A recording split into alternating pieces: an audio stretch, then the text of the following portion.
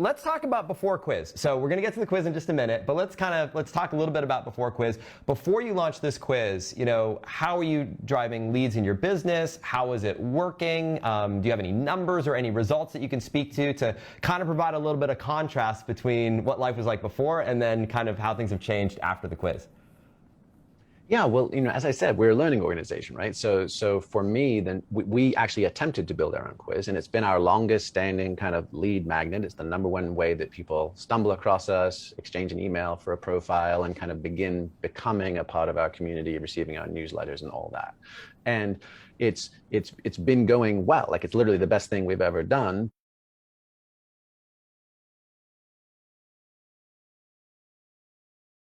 Hey, what's going on? It's Ryan Levesque here, and I'm super excited for our special interview here today. I'm here with none other than the man himself, Mr. Jamie Wheal, and we're going to be talking about his quiz that he just launched like not too long ago, and there's some exciting initial results that we're going to be talking about. Give you a preview into the quiz. We're going to talk about his business and how this quiz fits into the overall ecosystem that he's built and what he does. And maybe if we're lucky, he'll even give us a sneak peek into the quiz itself and see some of the questions that he's asked and how he's doing it all. So with that being said, please join me in welcoming our special guest, Mr. Jamie Wheal. Jamie, what's going on, man? Oh, good times, good times. It's spring and just got back from skiing in the Rockies, so fired up to get back to work. That's a beautiful time to be alive, my friend. I agree. So before we get into the quiz, let's set the stage a little bit. Let's talk a little bit about your business. Tell us a little bit about, who you serve, what do you sell. Tell us a little bit about your niche, your business, and kind of set the stage for us. Yeah, so I'm the founder of the Flow Genome Project, which is an organization dedicated to the research and training of ultimate human performance. So everything from flow states to peak states, adventure, wilderness training, acrobatics, body cognition, all those sorts of things. And I also write books. So I wrote a book called Stealing Fire and have just come out with the sequel, Recapture the Rapture, and that's what we've built our quiz around. I love it. Stealing Fire is a great book, by the way, for anyone who hasn't read it. I should have been prepared. It's in my bookshelf that's like just outside of arm's length reach right now. I should have it pulled up. Great book, huge fan of it, and I'm excited to check out book #2. Tell us a little bit about your business. So you sell books. We get a little bit of a sense for how you help people in kind of the world that you're in. But what do you sell exactly? Are you selling coaching? Are you selling courses? Are you selling physical experiences? Tell us a little bit about your model. So, fundamentally, and this is our DNA, we've always been mountain guides, instructors, and teachers, from building a Montessori school for our own children to working with YPO and Fortune 100 companies and training executives, and then doing it in the most dynamic learning environments possible. So wild backcountry, taking students up to Camp 3 on the north face of Mount Everest and having them, do meditation solos in medieval caves, to snow camping and living in igloos and doing black bear hibernation studies. So we love dynamic learning, right? And that's why the Ask method is such a beautiful fit, because we found ourselves accidentally, in the digital world, getting pulled into like infomarketer land. And almost all of it felt really kind of icky and sticky, and all the kind of pushing of lizard brain buttons of scarcity or vanity, all these things just didn't track for us. But your method and the way of going about saying, hey, it doesn't matter whether you buy from us. What matters is, are you smarter, wiser, more informed, having encountered us? Right. That felt like a perfect fit, and kind of why we were so psyched to work with you guys. It's tapping into that power of self-discovery that you and I, we both talk about so much about, and that's this opportunity to, I think what you do in just sort of different ways, you help people discover something about themselves, unlock something inside of themselves that just creates all sorts of opportunities.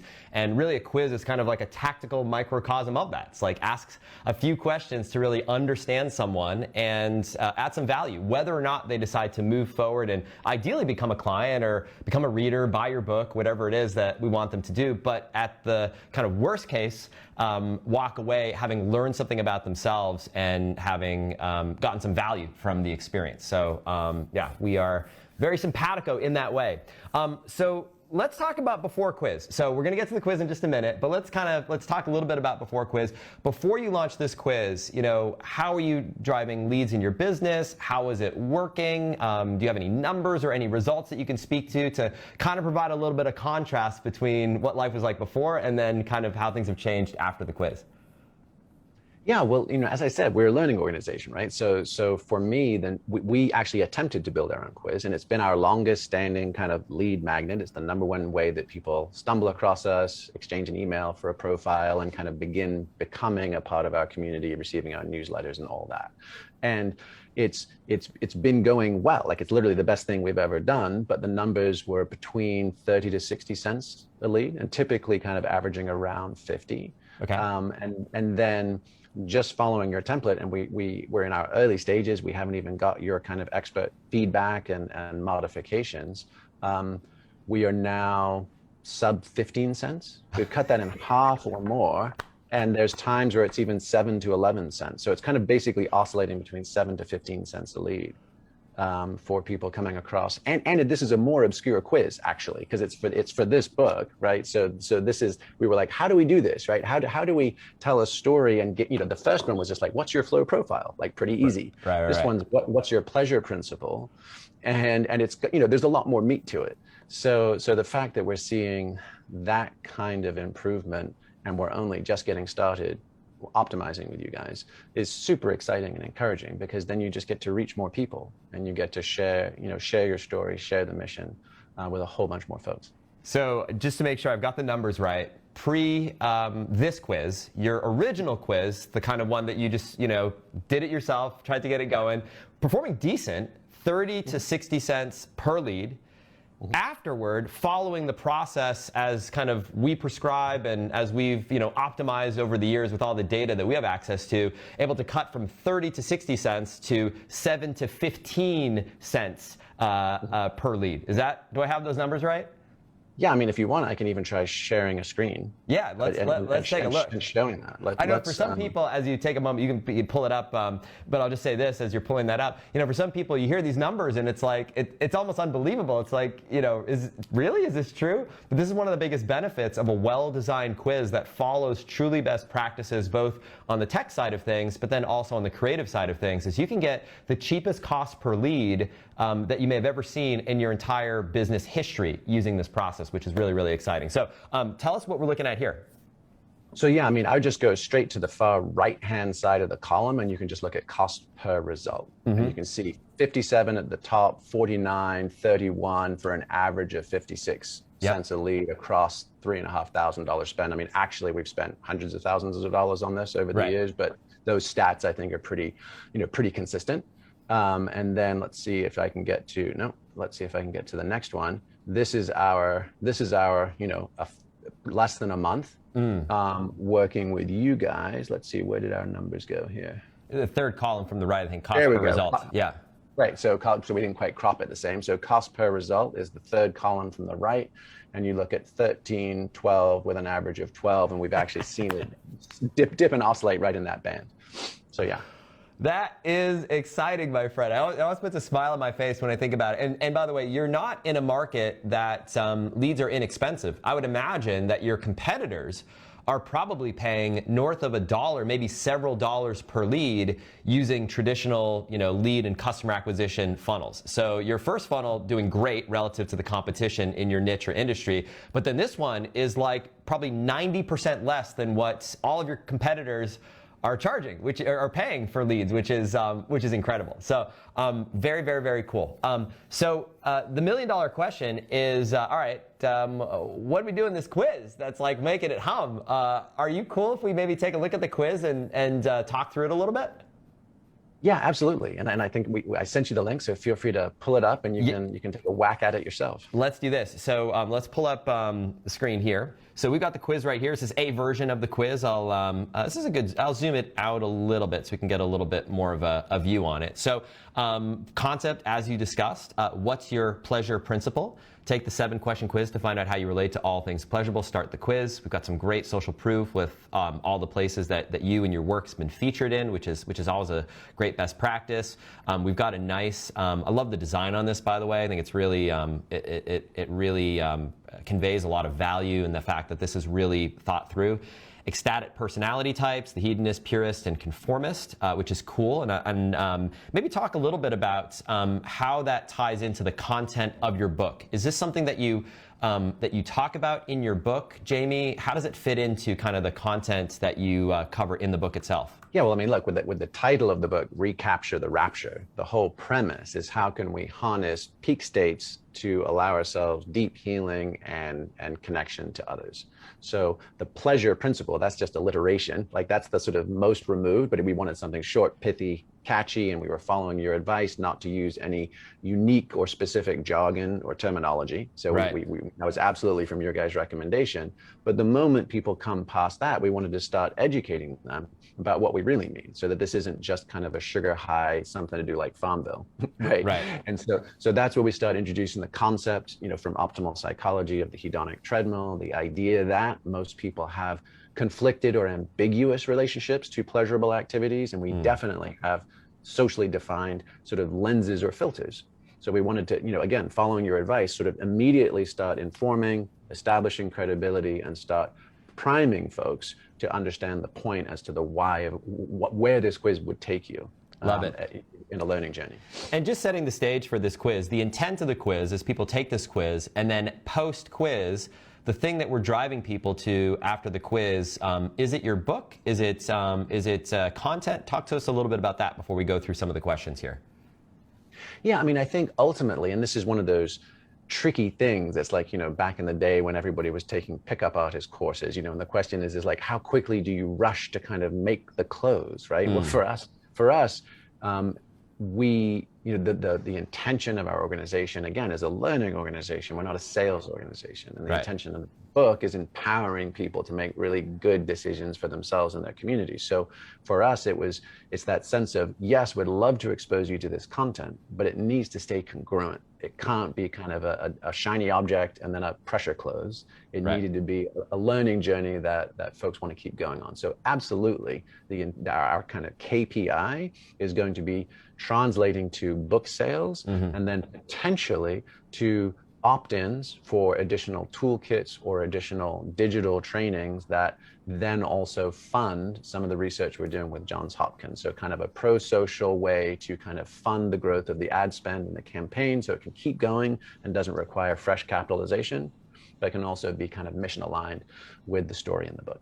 Great. Awesome. Well, let's take a look at some of the questions. And as we go through it, we'll take a look at the questions, and then we'll take a look at the stats. So kind of the benchmarks that we like to aim for sort of at each point in the quiz funnel. I think that'll be really instructive. And then as I see opportunities, I'll just kind of go through them and talk through maybe some of the things that represent low-hanging fruit.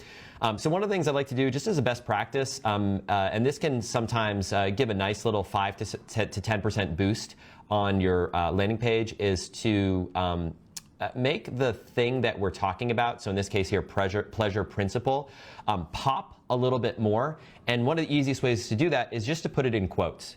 So when you put the phrase in quotes like this, it does two things. Number one, it just visually stands out a little bit more. That's number one. And number two, it conveys that it's a thing. It's a coined phrase. It's something that you've thought about, and it sort of implies that there's a bit more weight to it than without in quotes. So it's an easy thing to do, simple test to run, but that may be kind of a quick hitter that you might want to consider for the landing page itself. All right, let's take a look at this. Before landing on this quiz, had you heard of the concept of the hedonic treadmill before? Yes or no?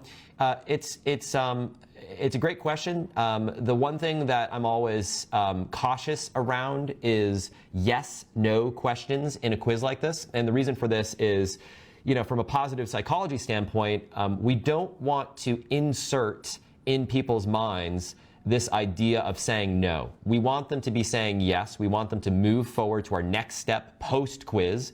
So if we're not getting our post-quiz kind of results that we want to be getting, sometimes it can be due to the fact that we've almost implanted this negative suggestion in people's minds where, when we put an offer in front of them, whether it's to buy a book or sign up for a webinar or take the next step, we've implanted this, hidden suggestion of say no when that comes up. So an easy fix is just say before landing on this quiz, had you heard about the concept? Yes, I've heard of it. I hadn't heard of it before.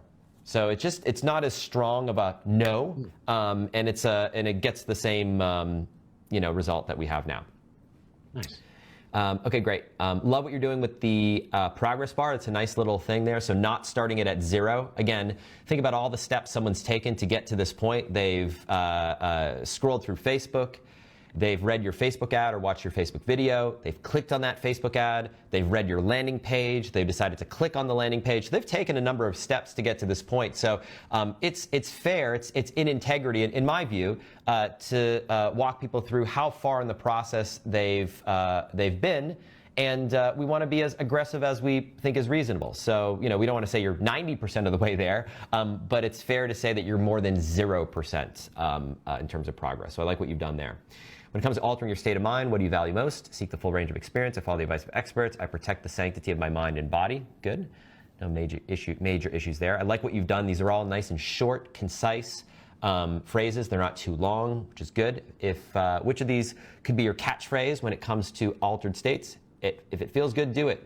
Only if it's what the doctor ordered. My body is my temple. Good. No issues with that. I think that's solid. What's your substantive choice? Anything with enough kick to get me lit. Ambien, Prozac, Ritalin, alcohol legally prescribed, or I don't mess with it. Wheatgrass elixirs, butter coffee. No issues with that. If someone tried to give you advice to party a little hardier, or more lighter, or a little lighter, what might be your most likely reply? And the fact that I tripped over that, just reading it, obviously, cold, it's a cold read for me, may be something to think about. If someone tried to give you advice to party a little harder, and so you may have intended to say hardier. I have a feeling a segment of your audience will want to say harder, or a little lighter. What might be your most likely reply? And I think small thing, but just there may be a space right here before this. Yeah, it looks like there is. Just a not super consequential, but the. And that you're totally right. Like that was the goofiest one, and we just hadn't fixed it yet. So you're totally on point on that. Got it. Okay, cool. Like what you've done in quotes. It's good. You're not the boss of me, but who would I be if I did that? I don't need those crutches. Good. All right, let's take a look at these. You tell your doctor you're having trouble sleeping. What do? Take one each night. I wouldn't take prescription drugs. I'd go for natural herbs and lifestyle changes instead.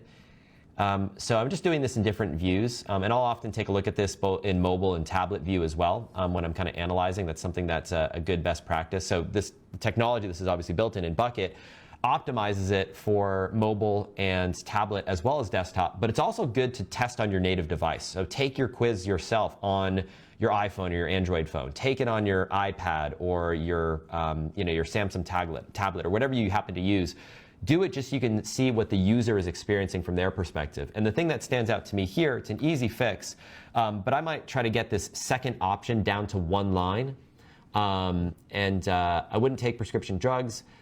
Maybe I'd instead of I would. That'll probably get us there. apostrophe D. I'd go for natural herbs and lifestyle changes instead. Try to get it to one line. It just it'll help add a little bit of symmetry to this. Once I get into something good, I'm going to keep going until I finish it off. Girl Scout cookies, Ben and Jerry's, etc. What's my most likely response to temptation? I'll stick to my recommended daily allowance and serving size. I'm not the kind of person to overindulge and make choices consistent with my values. We might be able to, tighten this up a little bit. You could probably put ice cream, etc., or like ice cream exclamation point, etc., or something like that. Cookies, ice cream, etc., to get it into one line. And again, sometimes it's you got to spend a little bit of time polishing the language just to get it there. But it's simplicity on the far side of complexity. I'll click here. If I had to pick, my ideal relational format is polyamorous, only with the person I'm legally married to, with soulmates. Cool. All right. And here we go. Where should we send your pleasure principle breakdown? Enter your info in the contact form below to get your custom breakdown of your result and what to do with that information today. Like it. Again, you could carry through that the quotes. The one thing that I would say, Jamie, to think about is there's a little bit of incongruency between the words we're using here, pleasure principle breakdown, and what we have here on the image on the right-hand side, right? Ecstatic personality types. We have breakdown of the 3 pleasure principles, but it's very small font, and I don't know that most people would see that. So something to consider, right? So is there a pre-head that we could put in here? Pleasure principle breakdown, your ecstatic personality type, and then so we see that phrase. There isn't that inconsistency in people's minds between, wait a second, I signed up for the pleasure principle, but this graphic is a little bit different.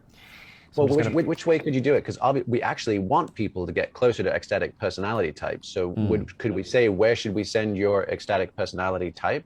Well, no, because we got to carry it all the way back, right? So we got to take it back to the ad.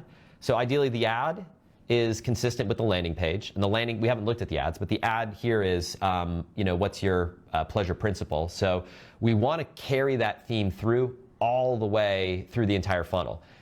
Typically, things will break down if we make a hard pivot along the way and don't seamlessly move people from the initial idea to the next idea. If there's just a hard pivot without a transition, that's when people start to break down in the funnel and they say, wait a second, this is not what I signed up for, I'm going to bail.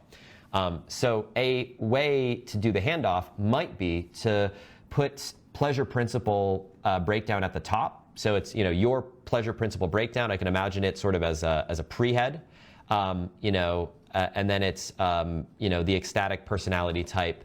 In large font, the font that we have right now is fine, but I think the issue is that pleasure principles is so small, it's getting lost. Mm-hmm. Great. All right, and then we can, on the outcome page, we can do the heavier lifting of, getting people to that ecstatic personality type concept. All right, so I'm going to just put a test email address. I'm going to click continue. Okay, great. Congratulations. You discovered your pleasure principle, conformist, but the label's only so satisfying. And then we've got an outcome page here, which explains what it is. We have the book. We have a pre-order the copy on Amazon. Now, what I'm going to say here, and we'll talk about this offline when you and I do a little bit of a deeper dive into your quiz. The single biggest thing that's going to move the needle here is to switch from a text-based page to a video page, where you have an actual video that reveals the person's results and then transitions into the call to action that we want them to take, which in this case here is to pre-order the book on Amazon. That is going to be the single biggest needle mover, and we can talk about kind of the format and structure of that video and what we want to include there. But that is big picture. Probably the tiny hinge that's going to swing the biggest door is making that transition. So we'll talk about that offline. But in the meantime, this is great. We got people their results. And our call to action here is to get folks to grab a copy of the book, which is awesome. Let's take a look at the stats, right? So this is inside the Bucket account. So this quiz, of course, built in Bucket. And I'm going to hit back and go to the page. This quiz, obviously built in Bucket. And let's take a look at the stats, right? So we look at the stats globally, sort of high level. We've had 3,000 people opt into this thing, which is awesome. We have an 83% completion rate, which is great. By the way, 66% opt-in rate. That's incredible when you think about it, right? So you think about cold traffic, 66%. That's a really good number. So I'm happy looking at that. Just break that down for me, Ryan. When you what does participant opt-in rate mean? Is that from someone who clicked on the ad or then clicked on it and kept going and completed? What does that mean? Yeah, it's for people who have reached the quiz. So people who have reached the quiz, 66% of those people have opted into the quiz. And we'll break it down in further detail here when we look at the individual steps. And this helps us kind of identify where people are falling off along the way. So landing page is good. So 72.5% of people who get to this landing page see the first question. That's good. That means that 72% of people will click on this button right here to initiate the quiz. That's a good number. Anything north of 50% on that number is good. Anything south of 50% means that we've got to do a little bit of surgery on that step. So the way I look at these things when we're doing a sort of diagnosis like we're doing right now is start top of funnel. Let's figure out what benchmarks we're hitting and which ones we're missing. And by the way, these are not benchmarks pulled out of thin air. Again, and you and I have talked about this, but for the benefit of folks listening to this right now, we have access to over 300 million data points from quizzes in virtually every market, every geography, every language that you can think of around the world. So we know globally what you should expect a quiz to convert at based on all the data that we have access to. So these aren't, just pulled out of thin air numbers. These are, you're doing better than 80 to 90% of quizzes when you're hitting certain thresholds. So we kind of know all those numbers. So 72.5%, you're solid there. I would not touch the landing page except for maybe that one little thing that we talked about, pleasure principle in quotes. Could we change color? Could we quote and put it in kind of one of our brand palette colors, like the kind of gold? Is Yeah, that worth it? you certainly could. I think I would test one element at a time on this. So I might test just the quotes to see if it gives you that nice 5 to 10% bump, because that's a good number, right? If we get this up from 72% to somewhere between, say, call it 75 to 80%, that would be great. That really takes us in a really positive direction. And then once we've optimized this as much as possible, then I would test a scream in terms of a totally different landing page color scheme or color palette or design. But I like to kind of get the control humming as much as possible, and then we go and move in a different direction. So let's take a look at these questions. So this is the question completion rate. So this is how each individual question is being answered. The minimum threshold I'm looking for on these is typically 95%. 95, 97% is kind of the benchmark. Anything less than that, it tells us that we've got potentially issues with those questions. So we look at this, and as we get deep into the quiz, question 5 and beyond wouldn't touch it at all, right? So 98, 98, 98, 99, excellent. Don't even mess with it. The two that have the lowest conversion rate, this first one here, which is interesting. Had you heard of the concept of the hedonic treadmill before? 95% of people say no. That's a very interesting data point. And it may be consistent with what you already know, but from my standpoint, what that tells me as a marketer is that I need to do a fair amount of education around what is the hedonic treadmill. What does that mean? And that's a perfect thing to be talking about in your outcome page video, so post-quiz, the video. Before we get into your results, let's talk a little bit about what is the hedonic treadmill? What does that mean exactly? And why is it important for you? So let me explain. So you can get into that type of copy to really educate people, knowing that it's not a waste of time. 95% of your audience could benefit from education around that concept.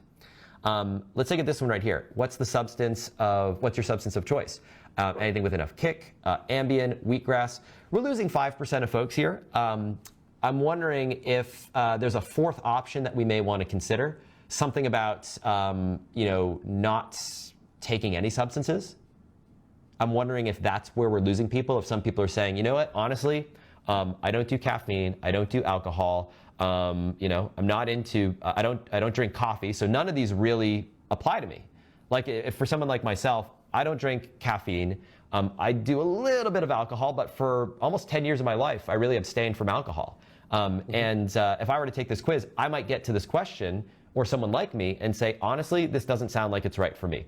And you might say, Jamie, well, that person isn't your client, and it's fine for those people to bail, but we may want to have a safety valve option, which is something along the lines of, honestly, none of the above. And can you have more options than you have personality types at the end? Oh, for sure. Can you have? Yeah, so for sure, like we can map the technology. The way it works is we can map the answers to these questions to one of 3 buckets, and then that fourth one could map to nothing.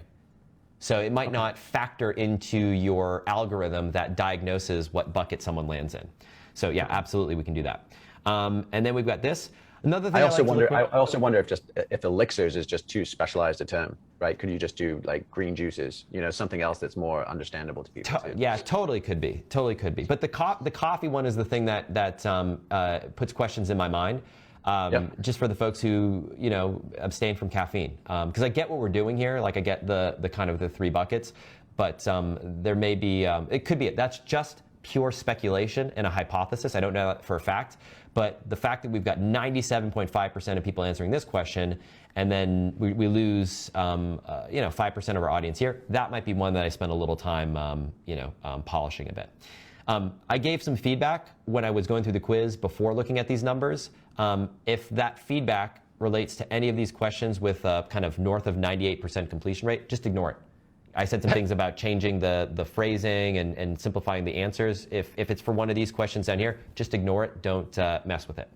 All right, let's take a look at the conversion stats. So this is based on your buckets. So this is really interesting, right? So we know how the market is breaking down. And for everyone watching this right now, I want you to think about how useful it would be to know how your market breaks down so that you can customize how you market and how you communicate with people based on their bucket, based on their type. So unsurprisingly here, we have, the hedonist and purist buckets are larger than our conformist bucket, which is pretty small. The thing that I would reflect on there is that by design, or is that perhaps, is that a positive thing? Or is there an opportunity for you to be changing the front end of your marketing to attract more conformist-oriented people?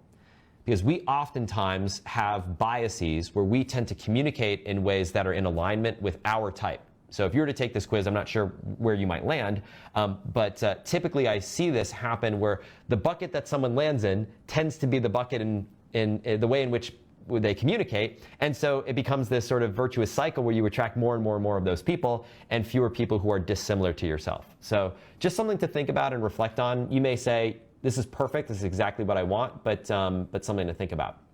Lead capture rate, this is awesome. I like to get 50% on this number, so you're at somewhere between 74 and 83%, so that's great.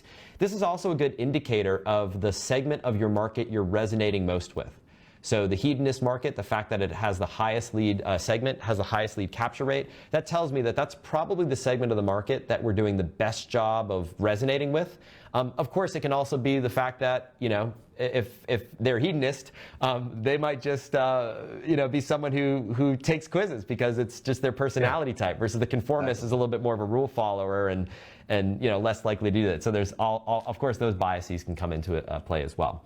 But this is really good. So bottom line, just to sum things up on stats, and then we'll kind of talk about a few final questions before we wrap here. Is overall, this is looking great on the quiz side of things. Overall, this is looking great on the quiz side of things. These are the numbers that I like to hit, so you're doing great there. Awesome job. Few minor points of optimization, but these are in that kind of whisper category. The single biggest thing that's going to move the needle on your quiz is actually post-quiz.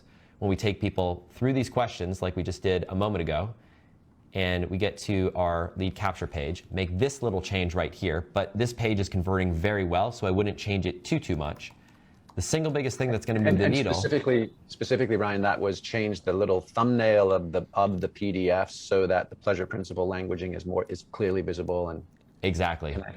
Yep. Yeah, exactly. The big one though, Jamie, is going to be this right here. And we'll talk about that offline, because I've got some ideas for you that I think will move the needle in a big way, but that is the single biggest thing. And that represents yet another kind of one of our best practices that we've discovered just from all the data. Text versus video, which is going to perform better. We have virtually, as conclusive data as I think you can find, that almost universally, I can't say 100% of the time, but almost universally, a video-based outcome page, don't want to do that, is going to outperform a text-based page with a few kind of notable exceptions. So that's what I would focus on, and hopefully that is helpful for folks watching this right now. Jamie, I've got just one or two final questions before we wrap things up on our interview here, and really that's this. So now that you've gone through this process, right? You're someone, you came into this process, you had experience building a quiz before, so it's not like you'd never done a quiz before, but you decided to use the technology. You decided to, and your team, you decided to get a little bit of help from our team and our expertise and go through the process that we follow. For anyone watching this right now who's thinking about doing a quiz, thinking about working with our team and using our training and technology in any way, shape, or form, but maybe they're on the fence right now, what would you say to someone in that situation? Well, I mean, I think you've just modeled it perfectly, which is both a decade plus of your experience, plus data and benchmarks, plus the kind of tweaks and optimizations. Like nobody wants to think their baby's ugly, and all of our babies are kind of a little homely, right? And so the ability to run this through your methodology, and then also the bucket platform, which gives you the insights and the stats, we would have been flying blind on that. And at least when I fly blind, I feel far less willing to back it with dollars, because you're just not sure. It's the whole 50% of your marketing spend is bullshit and you don't know which half it. But right. This actually removes that. And so the capacity for us to take art, blend it with science, and actually reach people with confidence because of the analytics is just the secret sauce. Yeah. Love it. Anything I should have asked you that I didn't ask you, or anything that you want to say before we wrap things up from the heart or otherwise to anyone watching this right now before we wrap this up? Well, look, mate, I mean, I've shared this with you, personally offline before, but I will reiterate it for everybody. Like I said, my entire career has been in academics, research, training, expeditions. And so I have found this just bizarre thing where our world and the market of info marketers have intersected.